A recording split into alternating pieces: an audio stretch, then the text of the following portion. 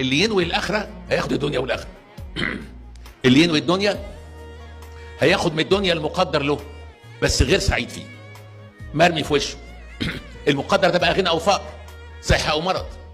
واحد دخل محل كباب فخم جدا، دخل قال جرسون، قالوا خير، قال طبق سلطه خضراء. ده عبيط ده. فالجرسون قال لمدير، قال لي يا عم ارميه في وشه واخلص. جاب له السلطه الخضراء، قال له يا جرسون القوطه قليله، قال له ده اللي عندنا. شويه دخل حد من حضراتكم طلب كيلو كباب مشكل، طلب نص بيت كلوه، 2 حمام محشي، نص كيلو طرب. احنا لسه ما اتغديناش، طب مش هكمل. لكن عشان ما انساش بس طلب موسى برضو يعني. الراجل ده لما طلب الطلبات دي من غير ما يطلب السلطه، نزل له مش سلطه خضراء، كل السلطات. لما نزلت السلطات قال له يا جرسون القوطه قليله، يقول له ايه اظبطها لك.